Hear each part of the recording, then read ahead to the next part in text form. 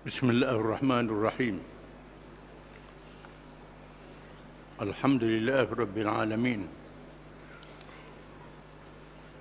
الرحمن الرحيم مالك يوم الدين إياك نعبد وإياك نستعين اهدنا الصراط المستقيم صراط الذين أنعمت عليهم غير المغضوب عليهم ولا الضالين والصلاة والسلام على رسول الله وعلى آله وصحبه ومن تبعه ونصره ووالاه.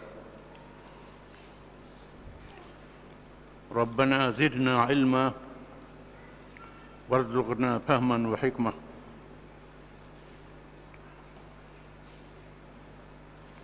Tajuk perbincangan kita ini ialah kufur dan ciri-cirinya. Kufur dan sifat-sifatnya, tanda-tandanya. Kufur ialah sifat engkar kepada apa yang diperintahkan oleh Allah Subhanahu wa taala supaya beriman kepadanya setelah ditegakkan hujah-hujah, disampaikan kebenaran itu dan dinyatakan kepada mereka yang melakukan amalan-amalannya dianggap engkar menurut nas-nasnya. Kufur dalam bahasa Arab makna dalam bahasa ketiga adalah engkar. Engkar dengan makna melawan ataupun menolak perkara yang wajib kita percaya dengan yakin daripada Allah Subhanahu wa taala. Setelah dinyatakan hujah-hujah, bukti-bukti, sehingga dia tahu, dia faham betul-betul, diterangkan, dia faham betul-betul apa dia yang wajib dia percaya itu, perkara yang sebenar, perkara yang tak sebenar, sehingga menjadi keyakinan, keimanan, kepercayaan diikat dalam hatinya dengan sekuat-kuatnya, sehingga dinamakan akidah. Akidah ialah iman. Akidah maknanya ikat, mengikat dengan kuat, mengikat dengan kukuh. Firman Allah Ta'ala, فَمَنْ يَكْفُرْ بِالطَّاغُوتِ وَيُؤْمِنْ بِاللَّهِ فَقَدِ اسْتَمْسَكَ بِالْعُرْوَةِ الْوُثْقَى لَا انْفِصَامَ لَهَا وَاللَّهُ سَمِيعٌ عَلِيمٌ. Maka sesiapa yang mengkufur, menolak, mengingkar segala perkara yang melampaui batas, taghut yang melanggar batas Allah Ta'ala, dan dia percaya kepada Allah, maka sesungguhnya dia telah mengikat dengan tali yang teguh, tali yang kuat, disimpul dengan sekuat-kuatnya, tak boleh dirombak dengan mudah-mudah. Allah itu maha mendengar, lagi maha mengetahui. Disimpul dengan la ilaha illallah. La ilah, menolak Tuhan-Tuhan yang lain daripada Allah, pada zatnya, pada sifatnya, pada hukumnya, pada semua perkara yang menjadi milik Allah Ta'ala, nama-namanya, segala perkara Allah Ta'ala saja yang ada perkara itu. Ditolak ada pada yang lain. Kalau ada yang lain mengaku macam Allah Ta'ala juga, itu kita kena tolak, kena buang. Bila sembah macam Allah Ta'ala juga, kena tolak, kena buang. Hanya Allah Ta'ala sahaja. Itu makna ikat dengan kuat, dengan teguh, dengan hujah-hujah yang kuat. Dia faham betul-betul, maka iman dia sah. Tak ada ragu, tak ada syak sedikit pun terhadap perintah Allah Ta'ala, terhadap yang disampaikan oleh Nabi. Nabi-Nabi ini dilantik oleh Allah Ta'ala, malaikat yang membawa wahyi. Wahyi itu kitab Allah Ta'ala. Percaya sungguh-sungguh, tak ragu, tak syak sedikit pun. Bermakna dia sudah beriman. Kalau tak ada perkara itu, makna kufur. Kufur. Kufur ialah melakukan engkar, menolak perkara yang wajib dia beriman kepadanya menurut nas-nas dalam Quran dan hadis Nabi yang mutawatir. Nah Quran yang nyata, yang jelas. Sama ada yang berkait dengan rukun iman, rukun Islam, rukun akhlak dan sebagainya. Yang sudah ada dalam nas Quran. Quran ni tak boleh ditolak lagi. Dan hadis yang mutawatir. Hadis mutawatir ialah hadis yang diriwayatkan oleh ramai para sahabat, lebih pada seorang, 2 orang, 3 orang sahabat meriwayatkan hadis itu. Kalau hadis meriwayatkan seorang saja, ayat Quran tak ada, kemudian seorang dia hadis ahad, tak ada kapi lagi. Kalau dia engkar. Kalau hadis mutawatir tak boleh. Diriwayatkan oleh ramai para sahabat. Hadis yang tu sahihnya dengan nas dia nafi, dengan tahu dia, dengan faham dia menjadi kufur. Kalau dengan jahil, tak erti apa, tak faham, berdosa saja. Berdosa besar. Mestilah dia faham, setelah dia faham betul-betul. Jadi nak hukum kufur ni tidak mudah. Tidak mudah, mesti dia bawa kepada hakim yang mengendalikan hukuman murtad. Dilihat saksi-saksi dan keterangan-keterangannya. Imam Malik mengatakan sekiranya ada 100 hujah, tiba-tiba satu hujah diragukan, boleh jadi dia tak tahu ni, tak ada hukum kafir lagi. Kerana banyak orang-orang yang jahil yang kita tak tahu dalam masyarakat. Nak menghukumkan kufur itu tidak mudah, kita kena faham. Mestilah percaya dengan hati. Kalau percaya dengan lidah saja, imannya tak ada. Islam saja, imannya tak ada. Islam ni sebut dengan lidah, iman ni dalam hati. Dinyatakan firman Allah Subhanahu wa taala, wa minan nasi man yaqulu amanna billahi wa bil yaumil akhir wa ma hum bimu'minin yukhadi'una Allah wal ladzina amanu wa ma yakhda'una illa anfusahum wa ma yash'urun في قلوبهم مرض فزادهم الله مرضا ولهم عذاب أليم بما كانوا يكذبون. Surah Al-Baqarah ayat 8 hingga 10. Maksudnya, di antara manusia ada orang yang berkata, kami beriman kepada Allah dan hari akhirat, padahal mereka tidak beriman. Mereka hendak menipu Allah dan orang-orang yang beriman, padahal mereka hanya menipu diri mereka sendiri, sedangkan mereka tidak sedar dalam hati mereka ada penyakit. Dalam hati ada penyakit. Dalam hati tak berapa percaya, cuma mengaku Islam ikut orang saja, baka dan keturunan. Dalam hati tak percaya, lalu ditambah penyakitnya, dan bagi mereka seksa yang pedih disebabkan mereka berdusta.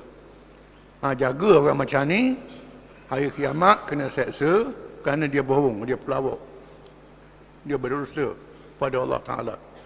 Allah Ta'ala tahu apa yang ada dalam hati.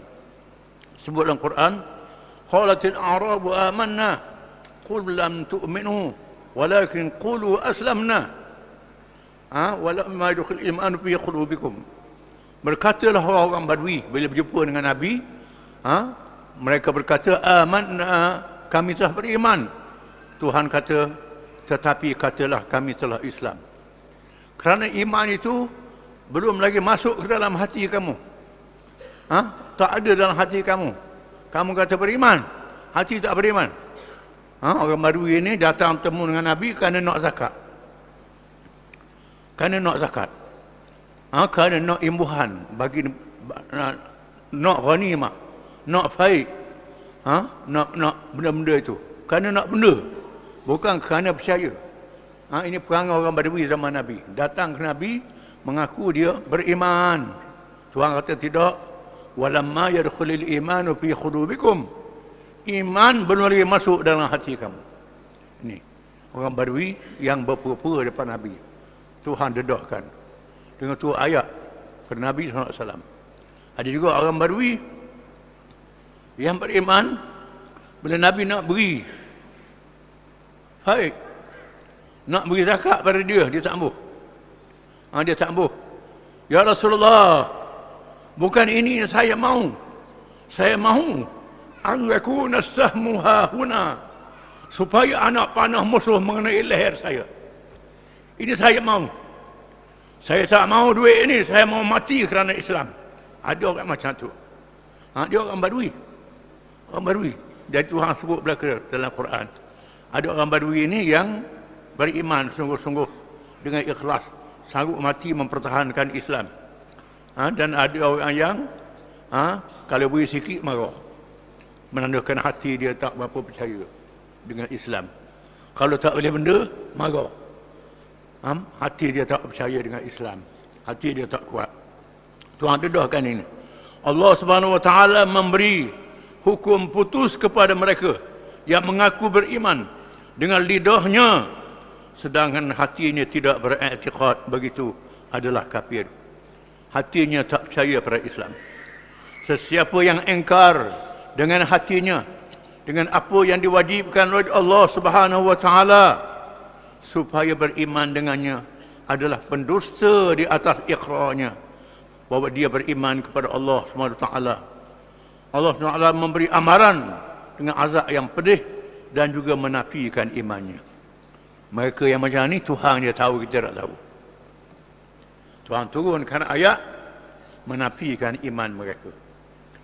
Ada kalangan orang munafik ini, bila dengar ayat ni, Tuhan tahu rupanya apa yang ada dalam hati aku.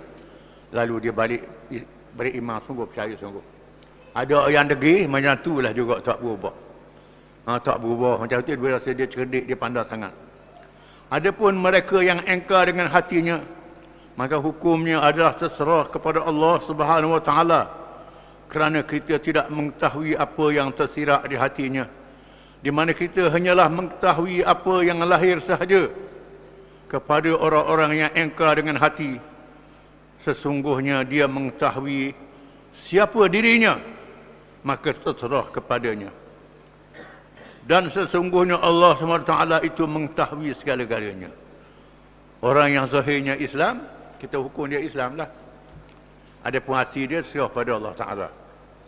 Kalau dia mati, kita urus jenazah dia orang Islam. Dimandikan, dikapankan, disembahyangkan. Masalah hati dia tak percaya, itu urusan Allah, bukan urusan kita. Firman Allah Subhanahu Wa Ta'ala, وَلَقَدْ خَلَقْنَا الْإِنسَانَ وَنَعْلَمُ مَا تُوَسْوِسُ بِهِ نَفْسُهُ وَنَحْنُ أَقْرَبُ إِلَيْهِ مِنْ حَبْلِ الْوَرِيدِ. Surah Qaf ayat 16. Maksudnya, dan sesungguhnya kami telah mencipta manusia, kami menjadikan manusia, dan mengetahui apa yang dibisikkan oleh hatinya, dan kami lebih dekat kepadanya daripada orak lehernya. Tuhan kata, aku tahu apa yang ada dalam hati manusia. Aku lebih dekat dengan manusia daripada orak leher dia sendiri. Orak leher ni tepek dengan tubuh dia. Kalau kerak, mati selalu. Allah Ta'ala dekat pada tu lagi. Hampir pada tu lagi. Jangan buat main-main dengan Allah Ta'ala. Allah Ta'ala tahu. Mereka yang engkar dengan lidahnya adalah dianggap terkeluar dari iman dan menjadi kafir. Adapun mereka yang terang-terang sebut dengan lidah tak percaya pada Islam, yang ini terang-terang jadi kafir kalau dia tidak dipaksa. Kalau dipaksa lain ceritanya. Kerana firman Allah Subhanahu Wa Taala, "Man kafara billahi min ba'di imanihi illa man ukriha wa qalbuhu mutmainnun bil iman." Surah An-Nahl ayat 106. Maksudnya, barang siapa yang kafir kepada Allah selepas daripada beriman, kecuali orang yang dipaksa kafir padahal hatinya tetap tenang dengan iman. Kecuali orang yang dipaksa. Ayat ini sebab turunnya ialah Ammar bin Yasir radhiyallahu anhuma. Kita baca minggu lepas. Apabila Yasir, isteri dia Sumayyah, anak dia Ammar, diseksa oleh orang musyrikin Mekah. Dia seksa, kemudian diminta supaya memuji berhala. memuji berhala. Lalu Yasir dan isterinya Sumayyah tak ikut, dibunuh. Dua suami isteri dibunuh. Lalu anak dia Ammar puji berhala. Tengok ayah dengan mak kena bunuh, dia pun ikut. Orang kafir suruh. Lepas tu dia menghadap Nabi, ya Rasulullah. Ayah dan mak saya mati dibunuh. Saya dipaksa, saya tak tahan. Lalu saya pun ikutlah apa yang dia suruh. Sedangkan hati saya tak percaya. Hati saya tak Islam. Lalu Allah kata, illa man ukriha wa qalbuhu mutmainnun bil iman. Malaikat orang yang dipaksa. Yang dipaksa sedangkan hatinya tenang dengan iman. Maka iman Ammar bin Yasir dipelihara oleh Allah Ta'ala. Dipelihara oleh Ammar bin Yasir ni seorang sahabat yang Nabi sayang, yang Nabi kasih. Dan Nabi sebut dalam hadis, qatala Ammar fi'atum baghiyah. Ammar akan mati dibunuh oleh kumpulan yang durhaka. Disebut dalam hadis yang sahih. Qatala Ammar fi'atum baghiyah. Ammar akan dibunuh oleh kumpulan yang durhaka. Ammar bin Yasir berperang dengan Sayyidina Ali dalam perang Siffin. Dan dia terbunuh dalam perang itu. Maka nyatalah dalam perang Siffin ini, Sayyidina Ali yang betul, Muawiyah yang salah. Kerana hadis ini. Salahlah Muawiyah. Bila tengok Ammar kena bunuh dalam perang ini, menyebabkan tentera Muawiyah menjadi lemah semangat. Bila mengetahui mereka salah. Maka diusahakan perdamaian. Ini berlaku. Ayat ini menerangkan tentang sesiapa yang mengucapkan kata-kata yang menunjukkan kafir, yang berlaku tidak dengan paksaan, iaitu tiap-tiap perkataan yang menghina atau menolak dan mengingkari perkara yang diwajibkan beriman kepadanya. Menerangkan, menjelaskan barang siapa yang bercakap menafikan perkara yang ada dalam Quran, yang ada dalam hadis yang mutawatir, yang wajib ini dia percaya. Sama ada perkara itu wajib, walaupun perkara itu sunat. Perkara sunat, Nabi kata sunat, dia kata pelawak. Benda sunatnya dia kata pelawak. Jadi kafir dengan sebab itu. Keluar daripada Islam. Sunat macam mana? Contohnya Nabi suruh makan dengan tangan kanan. Ikut apa Nabi dia kata. Kata begitu aja. Padahal kalau dia makan tangan kiri, makruh saja. Tapi bila hina apa yang Nabi suruh, menyebabkan keluar daripada Islam. Dia sebut dalam hadis, ada seorang sahabat dimakan tangan kiri. Nabi kata, kul bi yaminik. Dia kata, la astati'. Saya tak mampu Rasulullah. Kul bi yaminik. La astati'. Saya tak mampu. Kul bi yaminik. Makan dengan tangan kanan. La astati'. Saya tak mampu Rasulullah. Lupuh tangan dia sebelah. Tangan kanan dia jadi lupuh. Mati tangan kanan. Ini mukjizat Nabi. Nak suruh dia sedar, nak suruh dia isah. Walaupun benda tu benda yang sunat, tak boleh nafikan. Apalagi menafikan benda yang wajib, menafikan benda yang haram. Dia kata arak tu halal, daging babi halal, dia kata begitu. Dia kata begitu. Dengan tahu dia keluar daripada Islam. Yang sunat pun keluar daripada Islam. Tak boleh nafi benda yang dinyatakan oleh Nabi SAW. Menafikan malaikat Jibril, Mikail, Israfil disebut dalam Quran. Disebut dalam Quran Jibril, Mikail, dia nafikan, keluar daripada Islam. Benda yang ada dalam Quran tidak boleh nafikan.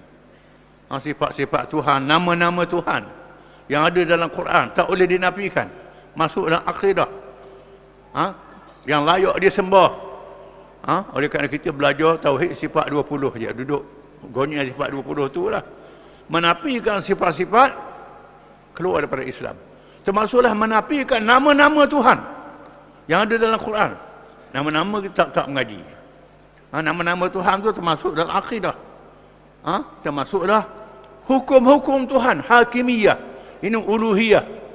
Tak boleh. Yang layak beribadat kepadanya tak boleh nafikan. Adapun orang yang dipaksa adalah dikecualikan selagi hatinya masih tetap beriman, walaupun tidak dinafikan bahawa menghadapi paksaan sehingga mati syahid adalah lebih baik. Begitu juga orang yang jahil.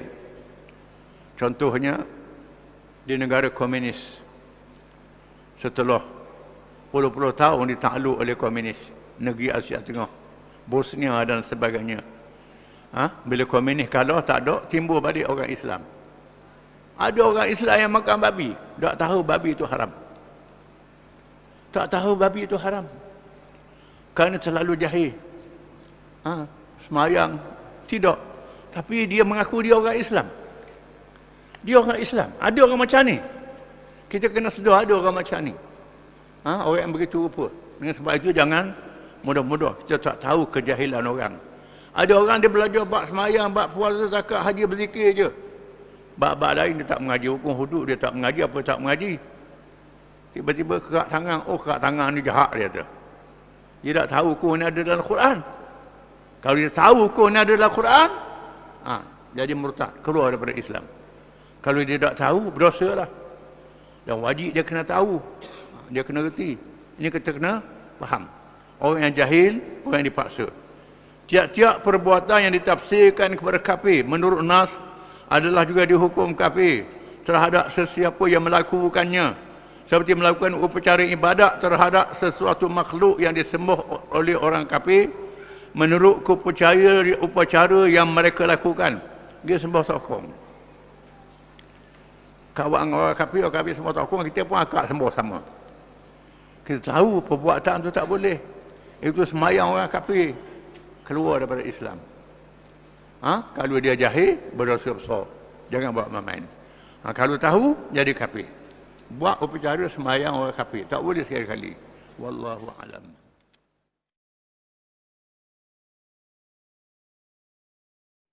Bismillahirrahmanirrahim. Alhamdulillahi rabbil alamin. Ar-Rahmanir Rahim. مالك يوم الدين. إياك نعبد وإياك نستعين. اهدنا الصراط المستقيم.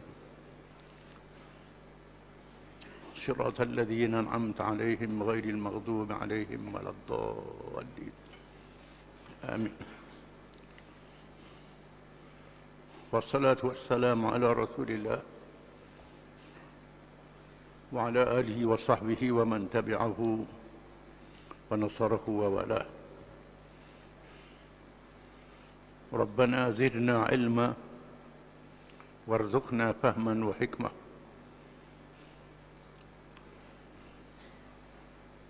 Perbincangan kita hari ini tajuk syirik. Perkataan syirik bermakna mempersekutukan Allah Subhanahu wa taala dengan sesuatu yang lain pada sifat uluhiyahnya. Uluhiyah maksud berhak beribadat, dicintai, dikasihi, dipatuhi perintahnya dan didoakan kepadanya. Ataupun pada sifat rububiyah, menjadikan, mentarbih, mengurus alam. Maka sesiapa yang menganggap mana-mana satu dari sifat-sifat yang tersebut itu ada pada sesuatu yang lain daripada Allah Subhanahu wa taala, walaupun pada masa itu masih mengaku beriman dengan Allah Subhanahu wa taala, bermakna dia telah syirik, menyekutukan Allah dengan sesuatu yang lain. Kerana bila kita mengucap asyhadu an la ilaha illallah, aku naik saksi bahawa tidak ada Tuhan yang sebenar melainkan Allah, menolak Tuhan-Tuhan yang lain daripada Allah pada zatnya, pada sifatnya, pada af'alnya, pada hukum hakamnya, dan pada segala-gala yang menjadi milik Allah SWT sahaja. Oleh kerana kebanyakan kita mengaji sifat saja, tak mengaji tentang nama-nama Allah, tak mengaji tentang uluhiyah dan rububiyah. Sebabnya kerana umat Islam di zaman kerajaan Abbasiyah berdebat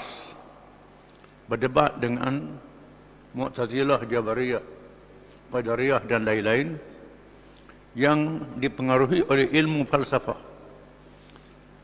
ilmu menggunakan akal. Mereka banyak menyentuh tentang sifat-sifat. Maka ulama-ulama di masa itu berlawan dengan Mu'tazilah, Jabariyah ini.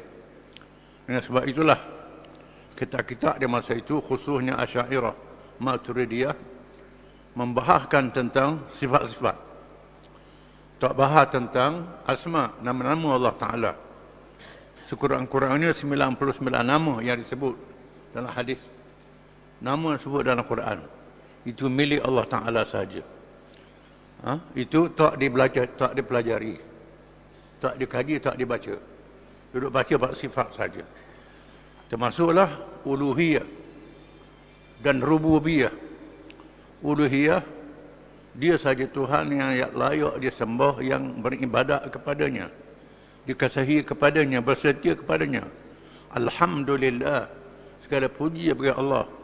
Allah al-ilah, uluhiyah, dia saja Tuhan yang layak beribadat kepadanya. Rububiyah, Rabbil alamin, Tuhan yang menjadikan alam, mengadakan peraturan bagi alam ini. Allah Ta'ala jadikan alam langit, alam bumi, alam nyata, alam ghaib. Dan tiap-tiap alam itu ada undang-undang, ada peraturan ketetapan Allah Ta'ala. Binatang-binatang ada peraturan, pohon kayu ada peraturan. Contoh yang paling mudah, binatang laut, kawasan air masin, itu ketentuan Allah Ta'ala. Dia tak boleh pindah pada air tawar.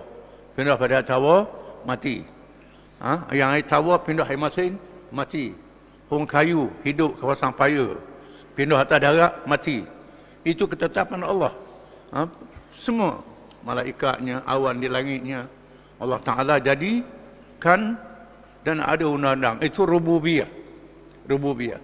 Ini semua perlu dikaji. Kebanyakannya ahli-ahli sains mengkaji dalam masalah ini. Banyak ahli-ahli sains, orang kafir, yang mengkaji peraturan alam. Bila baca Quran, masuk Islam. Masuk Islam. Tapi oleh kerana kita orang Islam ni duduk bahas tentang sifat-sifat saja, tak bahas tentang yang lain, ini akan jadi masalah. Banyak orang putih, orang Eropah yang masuk Islam, dengan kaji.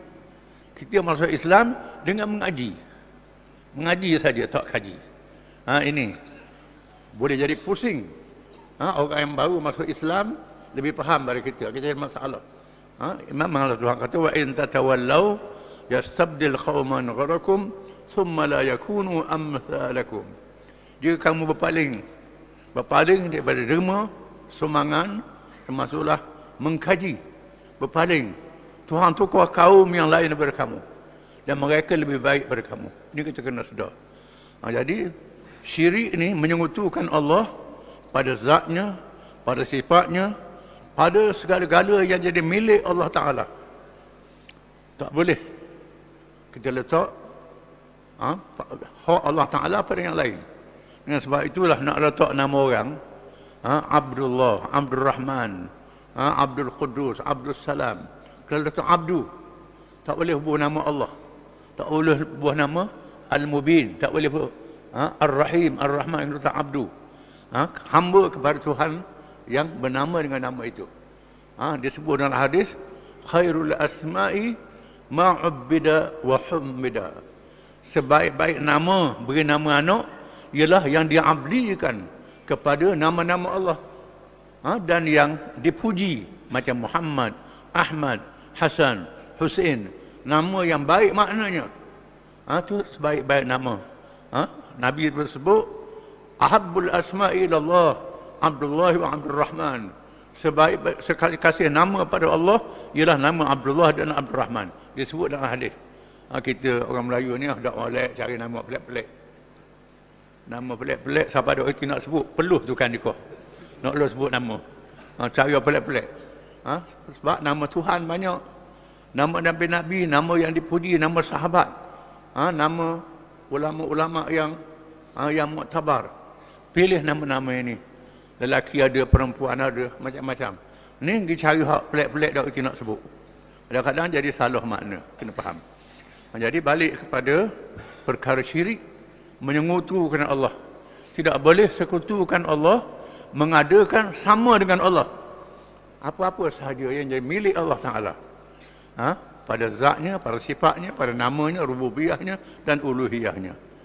Firman Allah Subhanahu wa Ta'ala, "Wa ma yu'minu aktsaruhum billah illa wa hum musyrikun."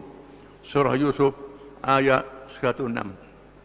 Maksudnya, meskipun kebanyakan mereka beriman kepada Allah Subhanahu wa Ta'ala, dalam pada itu mereka tidak sunyi dari berbuat syirik.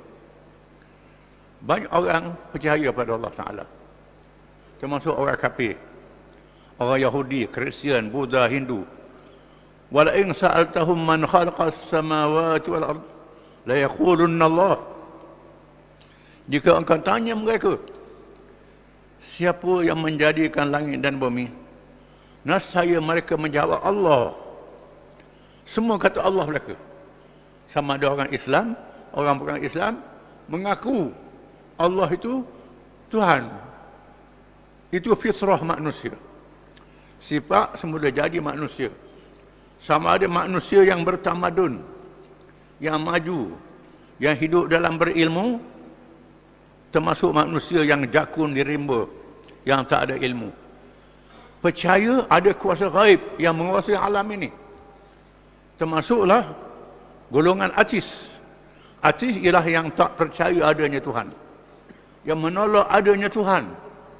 Bila terdesak, percaya Tuhan tu ada. Puak yang tak percaya pada Tuhan, dia naik kapal terbang, enjin kapal terbang mati, kapal terbang melayang-layang. Masa itu tak ada siapa yang tolong dia. Masa itu dia percaya ada Allah. Hati dia akan percaya pada Allah. Dia pergi ke laut, di tengah lautan yang bergelora, malam yang gelap, angin yang kuat. Masa itu tak ada siapa yang boleh selamatkan dia. Masa itu percaya pada Allah. Disebut puak-puak komunis, Lenin dan Stalin, pengikut Karl Marx. Karl Marx ni tak percaya pada Tuhan, puak-puak komunis yang memerintah Soviet bila Jerman menyerang Soviet dalam Perang Dunia yang kedua. Tentera Jerman di peringkat awalnya marah dengan kuat kerana kekuatan senjata dia lebih pada negara lain. Di masa itu komunis minta masjid-masjid doa pada Allah Ta'ala. Minta gereja-gereja minta pada Tuhan. Bila terdesak percaya pada Tuhan. Ini perangai manusia. Lenin, pemimpin Soviet yang terkenal, dia katakan masa dia sakit senat, doktor-doktor peribadi dia tak boleh nak selamatkan dia lagi. Masa sakit dia sebut nama Tuhan. Lalu ahli-ahli Politburo, pembesar-pembesar komunis tanya dia, macam mana boleh sebut nama Tuhan? Tidakkah ajaran Marx Tuhan tu tak ada? Dan yang kata tak tahan sakit berdoa lalu. Ini fitrah manusia percaya adanya Tuhan. Termasuklah yang tak percaya kepada Tuhan. Bila terdesak mesti dia percaya. Tetapi masalahnya syirik. Mengadakan Tuhan-Tuhan yang lain daripada Allah dalam kehidupan dia. Sama ada pada zatnya, meletakkan patung berhala manusia, jin, setan disembah, ataupun pada sifatnya. Jumpa Tok Nujum, jumpa Tok Bomo, jumpa macam-macam, menganggap orang ni boleh buat macam, tahu benda yang gaib. Mengadakan hukum-hukum yang lain, buat hukum lain, undang-undang lain, menganggap undang-undang tu molek pada undang-undang Allah Ta'ala. Bila susah hidup, minta tolong dengan syaitan, iblis, manusia, tukang beri rezeki. Lupa Allah Ta'ala beri rezeki kepada dia. Ini syirik. Berlaku dalam kehidupan manusia. Perkataan syirik juga mempunyai makna yang sama dengan kufur. Walaupun terdapat di kalangan ulama yang membezakan di antara kufur dengan syirik, tetapi apabila lihat kepada mafhumnya dipaham maksudnya, maka ianya tidaklah mempunyai perbezaan yang boleh dianggap bahawa dua perkataan itu mempunyai perbezaan yang boleh dianggap bahawa dua perkataan itu mempunyai makna yang terlalu berlainan. Walaupun terjemahannya syirik menyekutukan Allah. Kufur engkar melawan Allah Ta'ala. Dua-dua tu lawan Allah Ta'ala belaka. Terjemahan saja pada bahasa, tetapi mafhumnya sama. Menyekutukan Allah, lawan Allah Ta'ala. Seri. Sama, ditolak.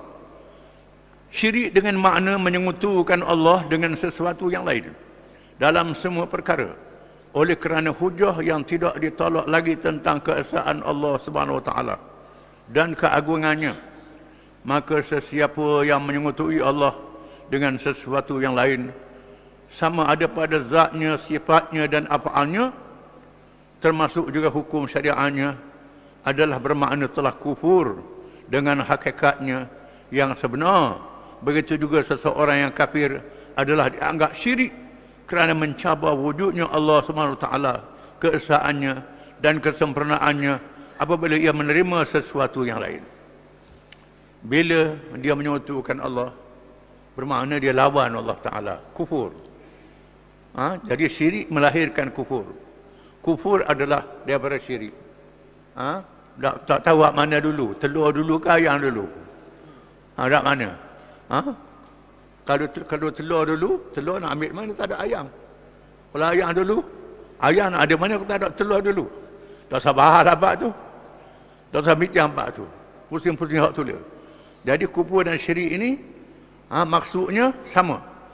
Boleh didengar syirik apabila mendustakan risalah Nabi Muhammad sallallahu alaihi wasallam atau mendustakan daripadanya sebahagian daripadanya, kerana telah mendustakan sesuatu yang diwajibkan oleh Allah Subhanahu Wa Taala supaya beriman kepadanya. Sesungguhnya Allah Subhanahu Wa Taala telah membuktikan hujah yang jelas dan kuat tentang kerasulan Nabi Muhammad sallallahu alaihi wasallam. Segala apa yang disabda, diamal dan diakui oleh Rasulullah SAW adalah wahyu dari Allah Subhanahu Wa Taala.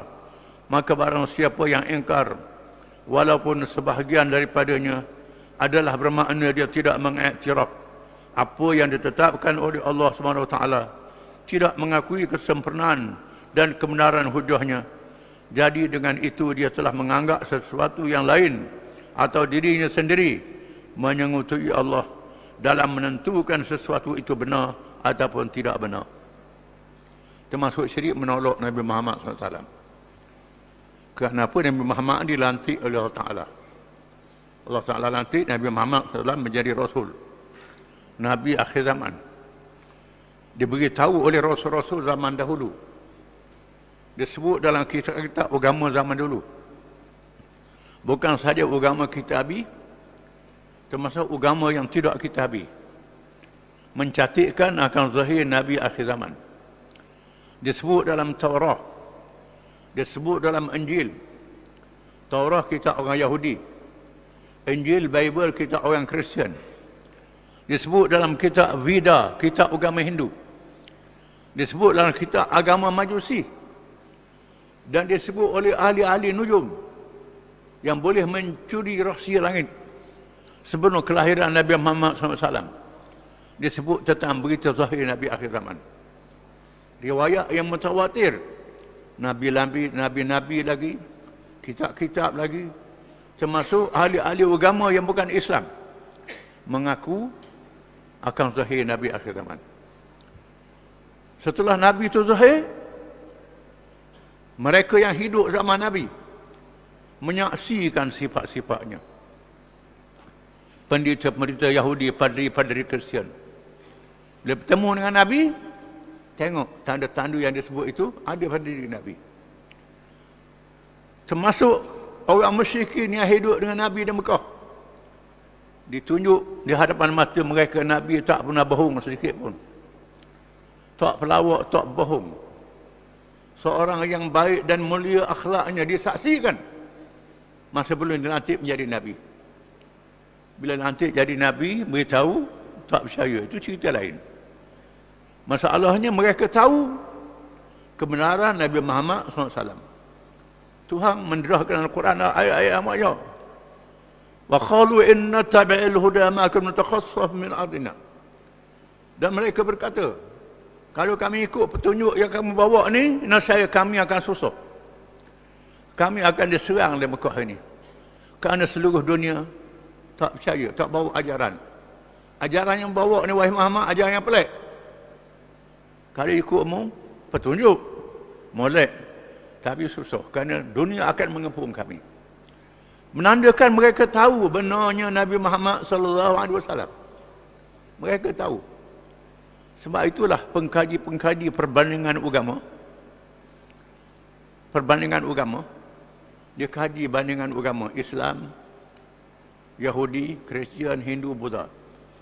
Dia baca Quran, baca kitab agama ni. Kalau mengaji sungguh, masuk Islam. Masuk Islam. Banyak yang masuk Islam, dia beri hidayah. Kerana benarnya Quran, benarnya Nabi Muhammad SAW. Cuma kita yang lahir daripada ibu bapa yang Islam dah ni, Alhamdulillah. Alhamdulillah, secara automatik jadi Islam. Masalahnya, kita tak mengkaji, menyebabkan iman kita tak kuat. Jadi gogeh. Kita tak baca sungguh-sungguh. Kalau kaji sungguh-sungguh, mengaji, mendalam, percaya benarnya Nabi Muhammad sallallahu alaihi wasallam.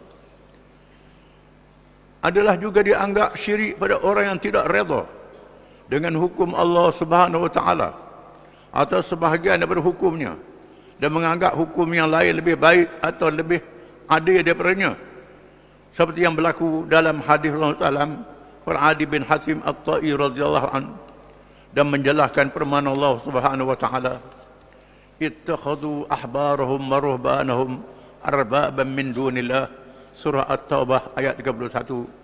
Maksudnya, mereka jadikan padri-padri dan pendeta-pendeta mereka sebagai Tuhan yang lain daripada Allah. Ayat ini disebut oleh Rasulullah SAW apabila dia mula di hadapannya menggantung di lehernya. Apabila dia mula di hadapannya menggantung di lehernya salib, tinggal tu salib, dan menjawab bahawa dia juga menyembah Allah. Rasulullah SAW, kamu telah meminda hukum Allah atau mengadakan hukum yang lain. Ali bin Hatim, anak berhatim At-Tai, seorang pemimpin Arab zaman jahiliyah yang terkenal, kabilah Bani Tai, yang terkenal dengan pemurah, suka tolong orang. Hatim At-Tai suka tolong orang zaman jahiliyah. Dia tak ada dengan Nabi. Disebut dalam kisah yang terkenal bagaimana seorang datang ke rumah dia nak beli kuda dia kerana kuda dia molek. Oleh kerana tak ada belauk, dia sembelih kuda dia. Dia sembelih kuda dia kerana memuliakan tetamu. Pergi makan tetamu. Setelah makan tu, kenyang-kenyang, tanya, tujuan apa mari ni? Nak beli kuda. Sembelih dah dia tu. Ini kisah yang terkenal. Siapa begitu sekali? Dia suka tolong orang dan masyhur. Dia tak ada dengan Nabi. Jadi, bila zaman Nabi, Nabi hantar pada tentera. Dipimpin oleh Sayyidina Ali karamallahu wajhah, menyerang kabilah Bani Tai dan ditawan anak beranak dia. Adi bin Hatim dapat melarikan diri ke negeri Rom, Byzantin. Dia lari. Lari. Dia ni Kristian. Adi bin Hatim. Jadi dalam tawanan tu ada anak perempuan, adik-adik perempuan dia. Adik perempuan. Nabi pun kuasa tawanan-tawanan ni. Lalu adik perempuan kata, matal walid wa dhahabal wafid. Ayah saya mati, tukang jaga lari, dia kata. Dia kata ke Nabi. Dia ucap dengan persaja, matal walid wa dhahabal wafid. Ini bukan sembarangan, perempuan yang petuh bercakap. Nabi tanya, siapa ayahmu? Dia kata, ayah saya Hatim At-Tai. Nabi kata, ayahmu seorang yang baik di zaman jahiliyah, yang bersifat dengan sifat Islam, tapi tak ada dengan Islam. Lalu Nabi membebaskan keluarga dia. Membebaskan keluarga dia. Lalu adik perempuan dia pergi cari abang dia yang lari ni ke negeri Rom. Cari, temu, dia perempuan celopar, maki ke abang dia. Apalah mu ni tinggal adik, lari, kena tawan. Lalu dia cerita Nabi. Cerita Nabi, Nabi puji ayah kita. Kita temu dengan Nabi ni, puji ayah kita. Jumpa dengan dia. Dia puji dan kami dibebaskan. Lalu Adi datang jumpa dengan Nabi di Madinah dalam keadaan dia pakai salib kerana dia Kristian. Salib daripada emas. Dia padri. Lalu yang Nabi baca, Nabi kata ittakhadhu ahbarahum wa ruhbanahum arbaban min dunillah. Mereka menganggap padri-padri dan pendeta-pendeta mereka Tuhan-Tuhan yang lain daripada Allah. Lalu Adi kata, wahai Muhammad, kami tak sembah padri, kami sembah Allah juga. Mana kamu juga, kami sembah Allah. Mana kamu juga. Lalu Nabi kata, kamu melantik padri-padri kamu menjadi Tuhan. Kamu pakai hukum halal haram yang dibuat oleh padri. Apa yang padri kata halal, yang haram, dia haram oleh Allah, kamu kata halal. Apa yang padri kata haram, Allah Ta'ala kata halal, kamu haramkan. Bermakna kamu memakai hukum yang padri buat dengan akal mereka. Tolak hukum Allah Ta'ala. Itu mengadakan Tuhan lain Allah. Lalu Nabi ajak naik tawamah. Nabi capok bata, duduk atas bata. Dia kata tidak, mu duduk atas bata. Orang Arab dia muliakan capok bata, duduk atas bata. Kita orang Melayu duduk atas bata tak kira itu. Orang Melayu lain. Arab ada bata duduk. Lalu Nabi muliakan dia. Kan dia seorang bangsawan. Dia duduk. Aslim yang adik. Taslam. Masuk Islam. Yang adik, muslimat. Nabi kata, aku Islam dah. Aku ikut agama yang sudah baik. Nabi kata, tidak. Mu tak ikut agama yang baik. Tidak kamu, dia kata kalangan padri. Padri, kamu menghalalkan apa yang diharamkan oleh Allah. Kamu ambil duit daripada pengikut kamu. Pengikut kamu. Mengampunkan dosa macam-macam, bayar ke padri. Ini haram lah. Boleh hapus dosa, boleh tolong orang. Ambil upah. Padri buat kerja bagi pihak Tuhan. Sedangkan agama kamu mengharamkan. Tapi kamu ambil juga. Lalu Adi senyap. Nabi kata, aku tahu wahai Adi. Mengapa kamu takut masuk Islam? Kerana Islam ni dalam keadaan miskin. Islam dalam keadaan susah. Akan tiba masanya Islam akan menang. Sehingga harta melimpah ruah. Tak cukup orang menerimanya. Nabi kata akan tiba. Wahai Adi, mengkena ada Hirah. Hirah ni ialah pusat kerajaan Parsi, Empire Parsi yang duduk di Iraq. Mengkena Hirah. Adi kata, dengar berita je, aku tak tengok lagi. Akan tiba masanya Islam akan menguasai Hirah. Akan menakluk Hirah. Dan akan tiba masanya perempuan-perempuan Hirah akan datang ke Mekah dengan tidak ada lelaki menjaganya kerana aman bila Islam sudah memerintah. Wahai Adi, masuk Islam. Akhirnya Adi masuk Islam. Adi berhati masuk Islam. Dan bila berlaku peristiwa murtad, bila Nabi wafat, berlaku murtad. Berlaku murtad, Adi tidak murtad. Kabilah-kabilah dia tidak murtad.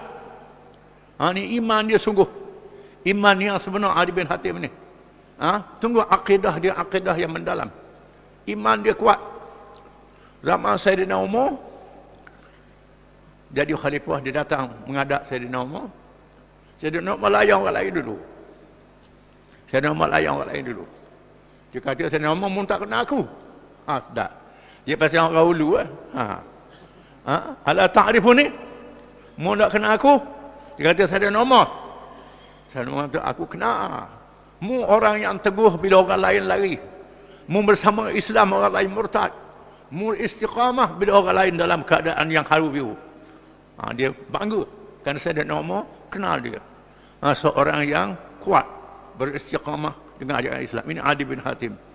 Jadi ayat ittakhadhu ahbarahum wa ruhbanahum arbaban min dunillah ini menjelaskan bahawa penganut agama Yahudi, agama Kristian adalah syirik walaupun mereka percaya pada Allah Ta'ala, kerana mereka pakai hukum-hukum yang dibuat oleh manusia. Maka begitulah orang Islam, kalau menganggap hukum manusia buat ni molek pada hukum Tuhan, jadi syirik. Kecuali kerana jahil berdosa. Kalau tahu, tak boleh. Kerana bila kita mengucap la ilaha illallah, kena tolak semua yang lain daripada Allah Ta'ala, mengesahkan Allah Ta'ala, tidak disekutukan Allah dengan sesuatu yang lain. Wallahu alam.